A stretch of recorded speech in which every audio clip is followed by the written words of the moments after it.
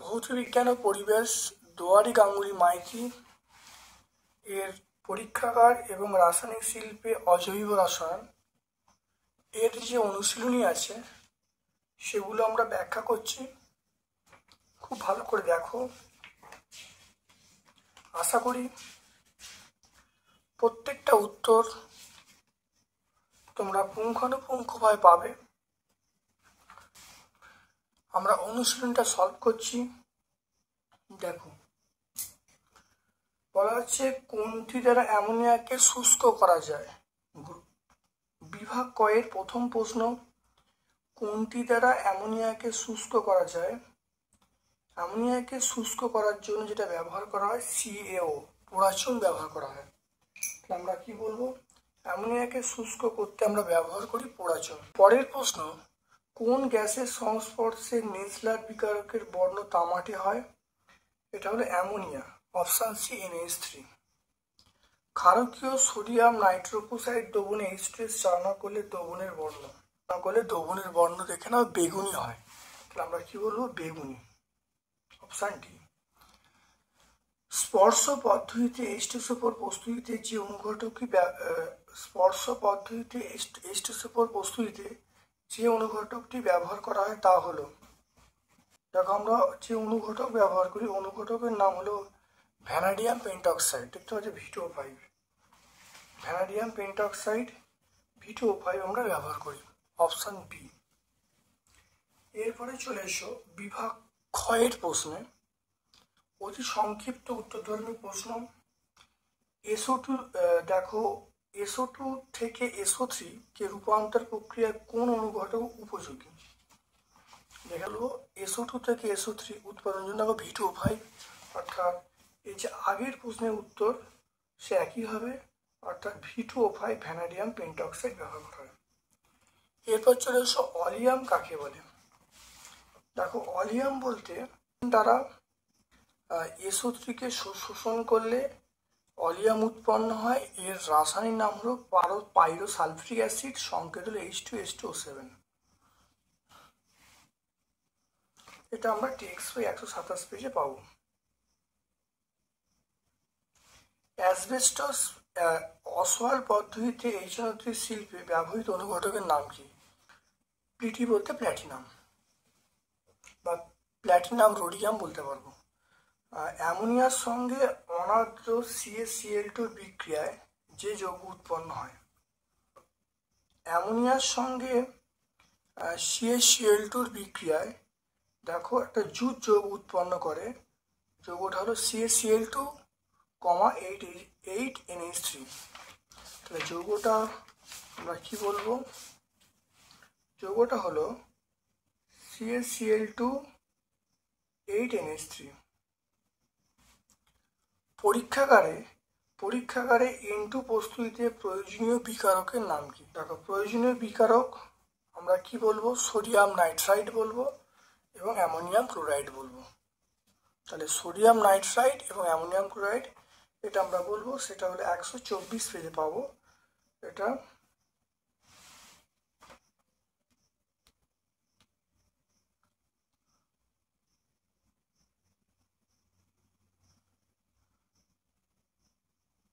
আমরা টেক্সট বই 124। পরে দেখো ম্যাচিং বা স্তম্ভ মেলানো। V2O5 অনুঘটক এটা ব্যবহার করা হয় সালফিউরিক অ্যাসিড এর উৎপাদনে। এটা এক একটা বলবো। এফি চূর্ণ বা এই অনুঘটক এফি অনুঘটক এবং K2O উদ্দীপক ব্যবহার করা হয়। চূর্ণ এবং K2O এবং Al2O3 এর উদ্দীপক এটা আমরা অ্যামোনিয়া শিল্প উৎপাদনে ব্যবহার করব। আর PTRH এই অনুঘটক ব্যবহার করা হয়। PTRH আমরা ব্যবহার করব HNO3 শিল্প উৎপাদনে। তাহলে এখানে আছে অপশান ডি, এটা আছে অপশান ডি। তারপর দেখো 4 নম্বর হলো সিলিকা নির্মিত দেখে নাও সিলিকা নির্মিত দহন উপাদান মৌলসমূহ, এইটা আমরা 4 বলবো। আরেকবার মিলিয়ে নাও, দেখে নাও V2O5 ভ্যানাডিয়াম পেন্টঅক্সাইড, এটা আমরা বলবো সেটা হলো H2SO শিল্প উৎপাদন। এপি চূর্ণ অনুঘটক K2O এবং Al2 উদ্দীপক, এটা ব্যবহার করা হয়, সেটা আমরা বলবো এটা আমরা ব্যবহার করি HNO3 শিল্প উৎপাদনে। PTRH অনুঘটক ব্যবহার করা হয় দেখো HNO3 শিল্প উৎপাদনে।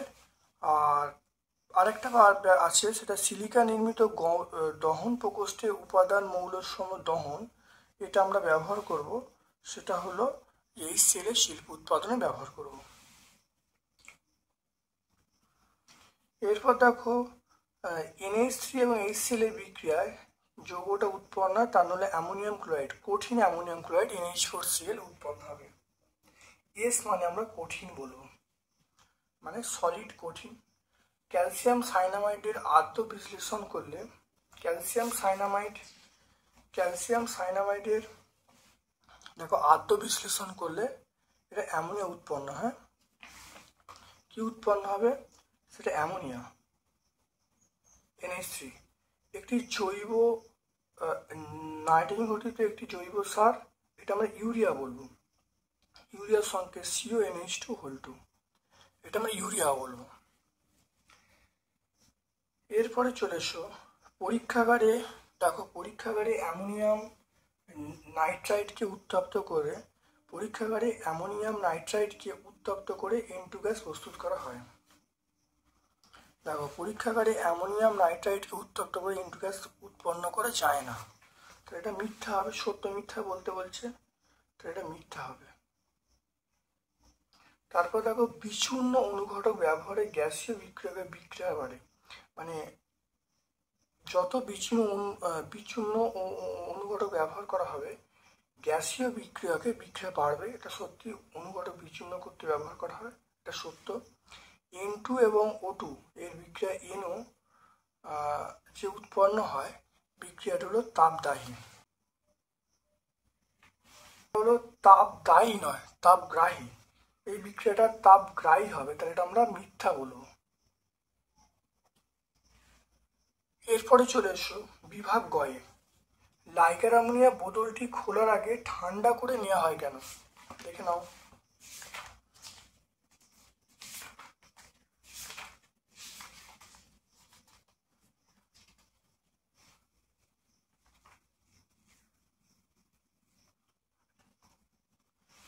দেখে নাও, লাইকার অ্যামোনিয়া বোতল খোলার আগে ঠান্ডা করে নেওয়া হয় কারণ প্রথম মনে রাখবে লাইকার অ্যামোনিয়ার বোতলে প্রায় 35% অ্যামোনিয়া জলে দ্রবীভূত অবস্থা থাকে, এবং ছিপি খোলা মাত্র তাহলে উচ্চ চাপে দ্রবীভূত গ্যাস ফোয়ারার আকারে বেরিয়ে আসবে, ফলে চোখ এবং অন্যান্য জায়গায় পড়ে সেটা ক্ষতিগ্রস্ত হবে।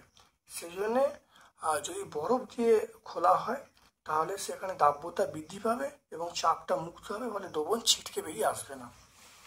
এটা আমরা টেক্সট বই 120 পেজে পাবো, এটা আমরা টেক্সট বই 120-তে পাবো। বিক্রিয়ার দ্বারা দেখাও অ্যামোনিয়ার বিজারণ ধর্ম আছে। দেখে নাও, অ্যামোনিয়ার বিজারণ ধর্ম আছে। দেখো এখানে এই বিক্রিয়াটা দেখো, কপার অক্সাইডের উপর দিয়ে যদি অ্যামোনিয়া গ্যাস পাঠানো হয় তাহলে কপার এবং নাইট্রোজেন এবং জল উৎপন্ন হচ্ছে।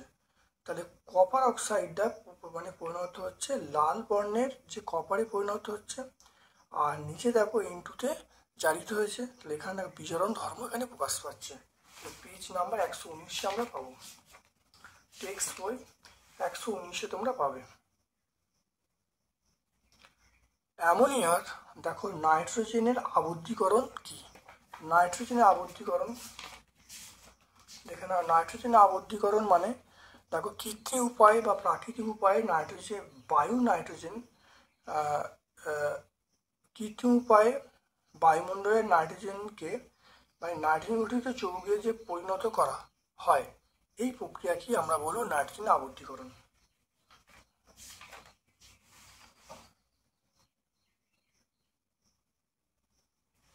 তারপর দেখো অ্যামোনিয়া থেকে কিভাবে NO উৎপন্ন করা হয়। অ্যামোনিয়া থেকে কিভাবে NO উৎপন্ন করা হয়?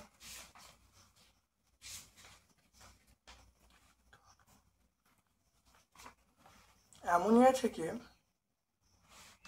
থেকে কিভাবে এনও উৎপন্ন করা হয়। দেখো এখানে অ্যামোনিয়ার জারণ, এই যে অ্যামোনিয়ার যে অনুঘটীয় জারণ দেখতে পাচ্ছ, অর্থাৎ এখানে দেখো 700°C তাপমাত্রায় প্ল্যাটিনাম টার্জির ওপর দিয়ে খুব অল্প সময় ধরে যদি অ্যামোনিয়া এর সঙ্গে যদি অক্সিজেন গ্যাস পাঠানো হয় তাহলে দেখো এনও উৎপন্ন হবে। তো এটা 120 পেজে পেয়ে যাব, পেজ নাম্বার 120তে আমরা পেয়ে যাব, টেক্সট বই 120। H2S এর বিজারণ ধর্ম আছে, এটা উদাহরণ দিতে বলছে। H2S দেখে নাও, H2S বিজারণ ধর্ম দেখে নাও। অ্যাসিডযুক্ত পটাশিয়াম ডাইক্রোমেটের মধ্য দিয়ে H2S গ্যাস পাঠালে ক্রমিক লবণ, ক্রমিক সালফেট এবং হলুদ বর্ণের সালফার জল উৎপন্ন হচ্ছে। তাহলে এখানে দেখে নাও, তাহলে H2Sটা তাহলে সালফারে জারিত হয়েছে এবং এইটা অর্থাৎ ক্রমিক পটাশিয়াম ডাইক্রোমেটটা ক্রমিক সালফেটে বিজারিত হয়েছে, দেখতে পাচ্ছ। তো এটা 123 পেজে পেয়ে যাব, পেজ নাম্বার 123।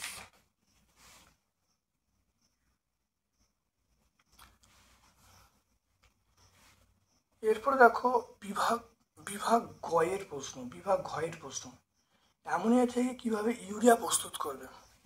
এখানে অ্যামোনিয়া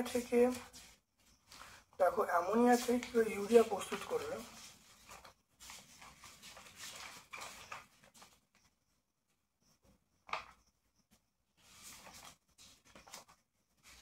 দেখো অ্যামোনিয়া থেকে ইউরিয়া প্রস্তুত করার জন্য এখানে দেখো এই প্রসেসটা পুরো লিখতে হবে, তবে আমি তো বুঝিয়ে দিচ্ছি। 175 বায়ুমণ্ডলীয় চাপে 170 থেকে 190°C তাপমাত্রায় অ্যামোনিয়া এবং কার্বন ডাইঅক্সাইড পরস্পর বিক্রিয়া করে প্রথম ধাপে যেটা উৎপন্ন হয় সেটা অ্যামোনিয়াম কার্বনেট উৎপন্ন হবে। তারপরে অ্যামোনিয়াম কার্বনেটটা বিয়োজিত ইউরিয়া উৎপন্ন হবে। দুটো বিক্রিয়া অবশ্যই বলে দেবে। এটা 121 পেজে, পেজ নাম্বার আমরা 121-এ পাবো, টেক্সট বই 121। এরপর দেখো অ্যামোনিয়ার অনুঘটকীয় জারণ দ্বারা নাইট্রিক অ্যাসিড কীভাবে প্রস্তুত করা হয় সমীকরণ দিতে বলছে। দেখো অ্যামোনিয়ার অনুঘটকীয় জারণ এটা আমরা বলবো। দেখানো এই প্রশ্নটার উত্তর দেখো, অ্যামোনিয়া এবং অতিরিক্ত অক্সিজেনটা 700°C তাপমাত্রায় প্ল্যাটিনাম টার্জের ওপর দিয়ে পাঠালে খুব অল্প সময় ধরে তাহলে নাইট্রিক অক্সাইড পরিণত হবে। বিক্রিয়াটা লিখে দেবো এবং তার সঙ্গে তাপ উৎপন্ন হবে। দেখো আমরা 120 পেজে পাবো।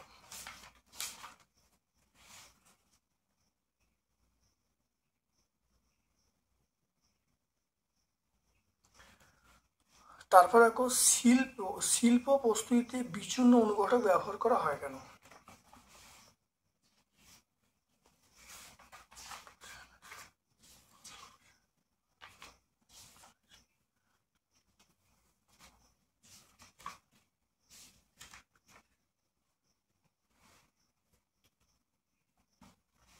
দেখো শিল্প প্রস্তুতিতে বিচ্ছিন্ন অনুঘটক কেন ব্যবহার করা হয়, কারণ দেখো বিচ্ছিন্ন অনুঘটক ব্যবহার করলে ক্ষেত্রফল বেশি হবে। ক্ষেত্রফল বেশি হলে বিক্রিয়ক অর্থাৎ অণুগুলি তার ক্ষেত্রফল বৃদ্ধি পাবে। ক্ষেত্রফল বৃদ্ধি করে অর্থাৎ রাসায়নিক বিক্রিয়া অংশগ্রহণ করার ক্ষমতা বেড়ে যাবে, অর্থাৎ বিক্রিয়ার হার বাড়বে। আমরা এই জায়গাটা পড়ে নেবো, তাহলে পেজ নাম্বার 127-এ পেয়ে যাব, টেক্সট বই 127। তারপর দেখো স্পর্শ পদ্ধতিতে গাঢ় স্টোসোফোর 98% প্রস্তুতির নীতি উল্লেখ করতে বলছেন। দেখে নাও স্পর্শ পদ্ধতি, দেখে নাও প্রথমে দেখো সালফারকে বায়ুতে পড়ানো হলো সালফার ডাইঅক্সাইড। তারপর সালফার ডাইঅক্সাইডকে 450°C তাপমাত্রায় 1 থেকে 1.5 বায়ুমণ্ডলীয় চাপে প্ল্যাটিনাম বা V2O5 ভ্যানাডিয়াম পেন্টক্সাইড অনুঘটকের মধ্যে দিয়ে পাঠালে সেটা হলো সালফার ট্রাইঅক্সাইড উৎপন্ন হবে। সেই সালফার ট্রাইঅক্সাইডটা 98% স্টোসোফোর দ্বারা শোষণ করে অলিয়াম উৎপন্ন হবে। বিক্রিয়াটা লিখবে এবং সেই অলিয়াম উৎপন্ন জলের সঙ্গে মেশালে সালফিউরিক অ্যাসিড পাওয়া যাবে। এটা আমরা টেক্সট বই 127 পেজে পাবো, টেক্সট বই 127-এ পাবো। তাহলে বুঝতে পারলে, তাহলে আমরা এই প্রশ্নের উত্তরটা, এই বিচ্ছিন্ন অনুঘটের উত্তরটা 127 থেকে 128, এটা আমরা 127 থেকে 128 এই পেজের মধ্যে পাবো আগের প্রশ্নটা উত্তরটা। তাহলে আমরা এই অধ্যায়টা তাহলে আমরা পরীক্ষাগার এবং রাসায়নিক শিল্পে অজৈব রসায়ন সম্পূর্ণ ব্যাখ্যা করলাম। তার অনুশীলনীগুলো, প্রত্যেকটা অনুশীলনী আমি তোমাদের তুলে ধরছি, তোমরা দেখো। দেখবে বিভিন্ন টেস্ট পেপার যখন সলভ করবে বা বিভিন্ন প্রশ্নবিচিত্রা সলভ করার ক্ষেত্রে এগুলো অত্যন্ত কার্যকরী ভূমিকা গ্রহণ করবে। আশা করি তোমাদের ভালো লেগেছে। ভালো লাগলে তোমরা লাইক করবে, চ্যানেলটাকে সাবস্ক্রাইব করবে, বেল বাটনে ক্লিক করে দেবে। আমার পক্ষ থেকে সকলকে ধন্যবাদ এবং শুভকামনা জানাচ্ছি।